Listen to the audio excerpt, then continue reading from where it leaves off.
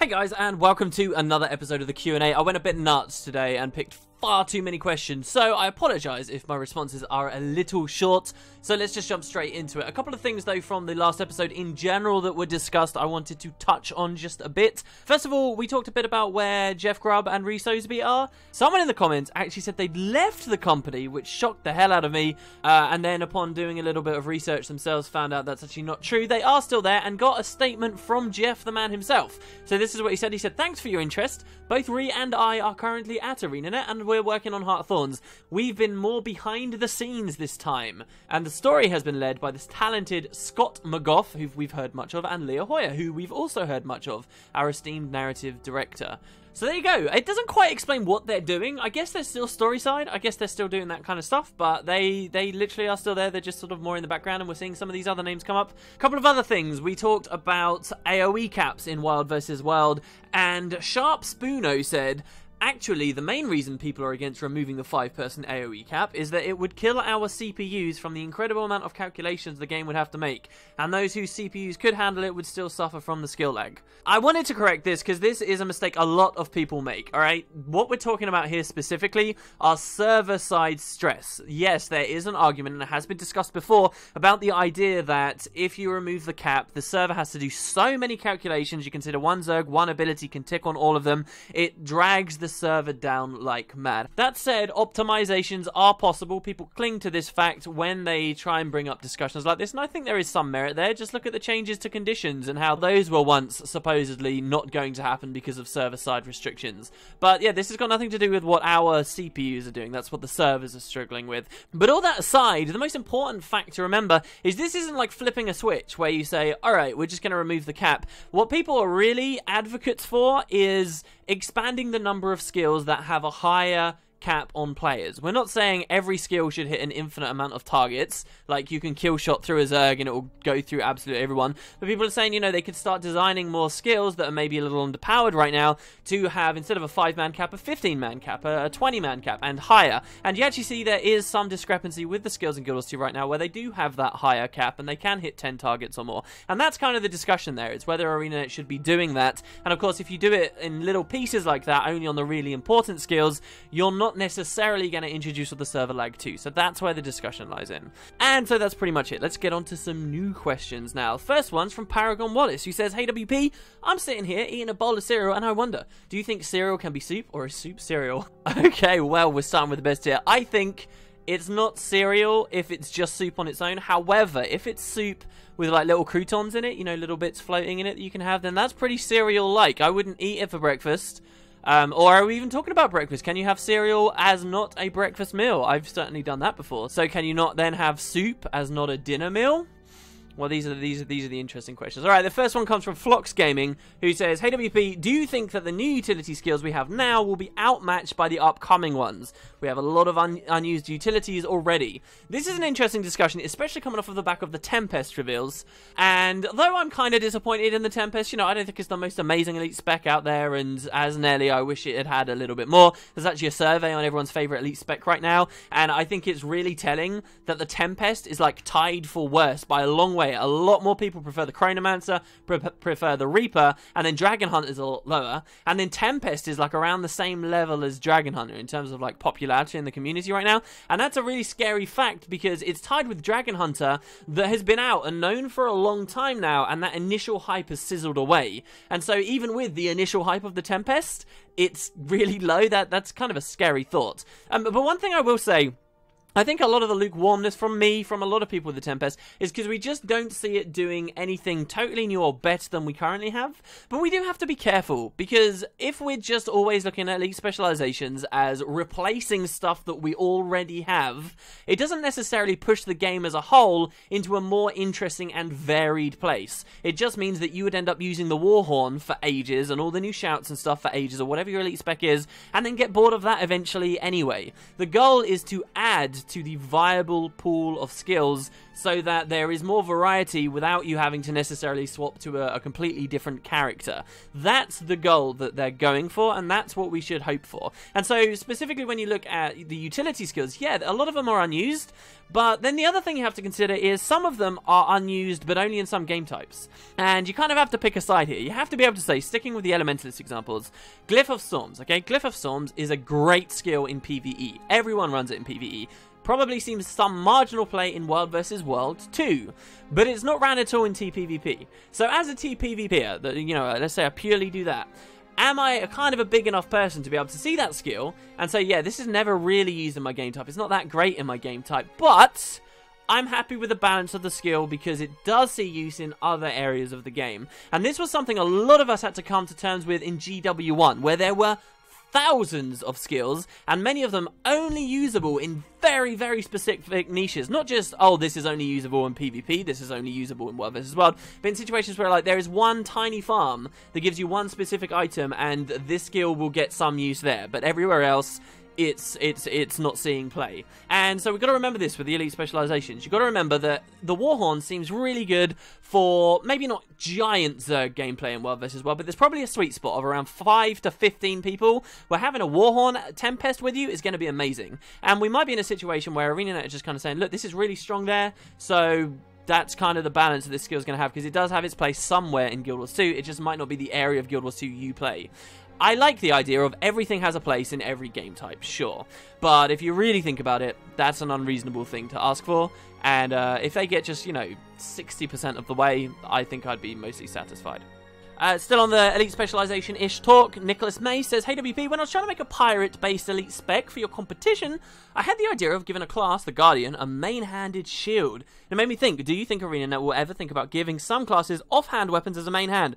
I think there are some off-handed weapons that would make cool main hands. What are your thoughts? Yeah, I think they'll absolutely do this. What I find really interesting is on this competition, I didn't say to people, oh, you have to have existing weapons. I didn't say to people you couldn't like break convention, in theory this would be like a Gen 2 Elite spec anyway, go crazy, but the vast majority of all submissions, and I'm not saying this is a bad thing, the vast majority of all submissions are people just taking existing weapons and not even playing around with main hand versus offhand. That's really interesting to me. That makes me wonder whether Guild Wars 2's kind of already hit a good number of weapons and like styles of weapons. Like how many more can we really think about? I've given some examples before. Crossbows, scythes to an extent, great axes are a huge thing that obviously I think a lot of people would like, but then beyond that, it gets a little bit more muddy. Anyway, so for future Elite Specializations, I think ArenaNet will start to do this kind of stuff. I actually think they might do a thing. This might be slow for some people's tastes, but they might do, the first generation of Elite Specializations, they are just adding new weapons onto the classes. And then for the second generation, what they'll probably do is take weapons that currently already exist in some slots and put them in others. So Hodgkins in Ascon Catacombs dual-wield scepters. There is no such thing as an offhand scepter right now. We could see a dual-wielding scepter caster specialization coming in the second generation. And included with this, of course, would then be moving the spear from an underwater slot to a main hand slot or an offhand slot. Can you think of offhand spear? I hadn't even really considered that before. And then there you'd get your main hand shields as well. And then maybe the third generation of Elite Specializations are when they finally say, alright, let's get some new stuff going. Let's bust out the crossbows. And, on that release cycle, they'll probably add just maybe 2 or 3 new weapons, and then they'll be spread evenly out about all 9 classes, instead of, adding tons and tons and tons. That's what I would expect, but we'll have to see. Next question, a lot of people said something to this effect more or other, but I think this person said it the best way. Zileatoria says, you claim that increased viewership during the drier spells on your channel show that people have increased interest in Guild Wars 2. Have you ever considered that desperation drove them to you due to a lack of other available content? And so the general sentiment here is, WP, you're saying that you're getting bigger views on your video now, but it's just because they're not adding anything. None of us have anything else to do. Otherwise, we'd be in-game actually playing. Another comment from Rose Salone said, the fact that WP is only looking at his viewer numbers to counter the feeling a lot of players have about low hype for Heart of Thorns is very short-sighted. WP makes more videos now than he did a year ago, so his numbers have increased. He makes more videos because there's more news to cover. But that is not the only reason. He makes his videos based on very little information from ArenaNet, one teaser for an Ellie on Twitter, and I can make a whole video. I have also the feeling that WP is releasing more videos just to get more views. Quality and quantity are two different things. So I did want to discuss this. And the crux of this argument, people don't have anything to do, so they're watching videos. People are bored, so they're coming to you. That's just untrue. If people were bored, if people weren't interested in Guild Wars 2 whatsoever, they leave. We can't be short-sighted here. Just because now we're in a dry spell because Heart of Thorns is coming out, doesn't mean that Guild Wars 2's never had a dry spell before. We've had plenty of dry spells. We've had long dry spells before Season 1, at moments during Season 1, after Season 1, even Season 2. Honestly, you can boil down to about 8 weeks worth of content and months of breaks in between. These were all dry spells too. And during all of those dry spells, where once again people were bored and people had nothing to do, they weren't coming to me and watching my channel out of desperation. They were just leaving the game. There was no interest. As to the idea that, you know, I get more views now because I do more videos and then therefore more people are watching, that's totally true. That is the way that YouTube works. If I stay consistent, more people naturally get caught up and end up watching. That's one way you grow. And having a lot of news does help me to do that. But you can look at a show like this Q&A, this exact series. It's funny, you know, I think of GW1 as being where I started and I did a lot of stuff on it. I think of the Lore series as being, you know, like some of the best stuff I've ever done, and a lot of people will associate my channel with that. But really, out of everything, the most long-standing fixture of Wood and Potatoes at this point has been Q&As. And so you can look back, you know, Q&As, I've rarely changed the format that much. I answered about the same amount of questions each episode. I cover the same topics, rarely deviating to other games while I'm playing those. And you can see from this exact series that people are far more interested in my answers during this dry spell than they were during previous dry spells. Just as they were very interested before launch, and then after launch, things tapered off. It's not just about my personal views either. You can say, oh, it's because I just in general am a slightly bigger YouTuber now. But being a part of this community, I know in general who the Guild Wars 2 YouTubers have been since launch.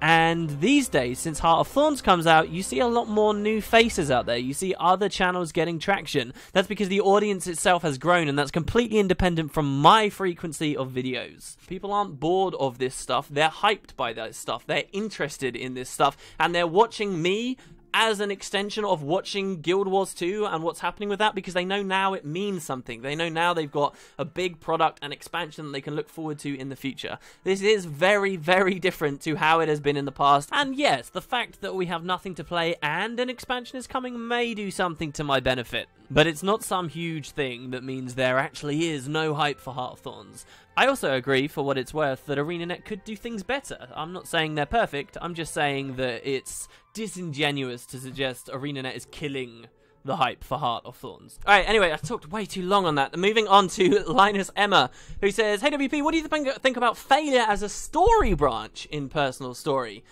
This is a weird idea. So I guess what you're saying is we play through the personal story and we make a decision that's the bad one and we get a bunch of people killed, or we properly fail. I think they try and tackle this idea, except it never feels like failure because you're always obviously making progress closer and closer to the end of the game. In general though, my stance, long-time watchers will know this, my stance on this stuff is I don't really like story branches that much. I think they're what ruined the personal story for Guild Wars 2, and some of the best RPGs I've ever played, some of the best story-driven experiences I've ever had in games have nothing to do with me making decisions during their stories. I am perfectly content with the decisions I make in an RPG being about mechanical stuff, the way I actually tackle the gameplay, the fight, stuff like that, and maybe, you know, minor interactions and changes on side plots, not the main one. That's the way I really like my RPGs. Obviously, I'm excited by the idea of a game that could pull off failure as a branch perfectly. So, you know, I play it twice. I play it once where I succeed, and then I play the other version where it's like the dark side and I fail and I have this totally different ending or something. Yeah, sure, that sounds exciting, but I'm too much of a cynic these days to believe anyone can super pull it off, or specifically ArenaNet can pull it off in Guild Wars 2. One storyline in Heart of Thorns with slight branches in individual instances, as we have seen they're doing, and I'm very excited.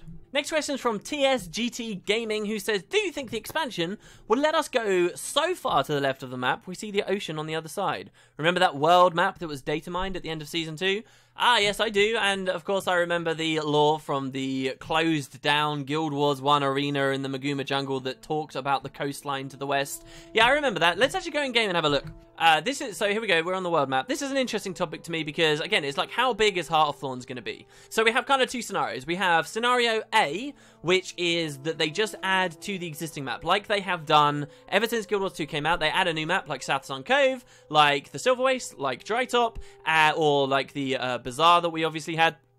And instead of actually changing the dimensions of the map, they just add them into whatever already exists. You know, the north of the map up here, this has always been the very most northern ridge of this art. That we've never been able to see higher than this. Or we have scenario B, which is kind of what they did a la Guild Wars 1, where the original north of the map was like here-ish. Like, that was as high up as you could ever see in the first game. And you could go down, but you could never go very high. And then they released Eye of the North, the expansion, and all of a sudden you could scroll all the way up here and you could see all this other stuff. So, which are they going to do for the first Guild Wars 2 expansion? I would like to see them expand it a bit off to the side. Yeah, then we would get that coastline, and yeah, that also means we could have maps that even interact with that coastline. If they don't, and this is perhaps what I think is slightly more likely, then we are absolutely restricted to what we can already see. Now, where in theory could they add a map? My personal favorites for where they can add maps is going to be one here, and I have a pretty high suspicion that they're going to do that because of moving Ratasum to the south once upon a time. Obviously, we've got like the new map, Verdant Brink, which is going to be over here. We know that we've got a map somewhere around here as well. Well, that's not too much still, right? So what else could we have? I've always wanted one right here on the Tarnished Coast. In fact, the existence of dinosaurs, the data mining that suggests there's going to be a dinosaur mastery track as well. When I think of dinosaurs from Guild Wars 1 and where we found them primarily, I nearly always, my mind's eye snaps here. I would love to be able to explore this region between Ratasum and the Grove. Ratasum obviously being a huge concentration of magic, and I take a lot of belief in those kind of theories that the Heart of Thorns expansion is going to end with Morgemoth coming out of the jungle and attacking Ratasum, and it's going to be like some big defense there because of all the magic that's there. And in that case, you know, what if we had a map down here? What if we could go on this kind of southern outreach here? What if we could actually explore the whole coast? So already this is a fair few maps. You know, I think we've got space for a good 5-6 maps just down here. And then there's the idea of the north. We all know about this bridge up here in Brisbane Wildlands, the bridge that you cross over and has been there since launch, and in theory could be a map up here. We know that they once had a map up here at Divinity's Reach. Can we expect Heart of Thorns to add anything all the way over there? Sincerely doubt it, but these ultimately are the Maguma Wastes, you know? We've got Magus Falls, we're going into the Maguma Jungle. They chose to tag the Maguma Wastes all the way up here. We've got the location of the Bloodstones somewhere around here. Are we going to be able to come up to this lagoon? You know, perfect world, they don't, I guess what I'm trying to say, perfect world, they don't have to show us the coastline and expand more off over to the west. They can fill in a lot of these gaps. I am definitely one of these players that would love to see, you know, this map eventually be added, this map be added, this map up here be added, this map over here be added. I'd love to see it all get filled in. I really, really would. And so in that case, maybe I'm a little bit more favor of the scenario where they don't expand the actual dimensions of the map. They just fill us up with a lot of juicy maps all around the area. And particularly to the north. Like, look at this. Look at all the space we can have up here. You know, people might think, oh, it's just one small region, but that's a huge chunk of Tyria. We're talking an area larger than the size of Ascalon here. You know, if you draw that kind of square, like, it's massive. So, yeah. We've been talking for way too long, so unfortunately a few questions got cut from this video. They may appear next week. Thank you very much for watching, guys. If you've got any comments on stuff we talked about today, I'd love to hear them. Any future questions, also let me have those. And I'll see you next week. Have a great evening, everyone. I'll catch you next time.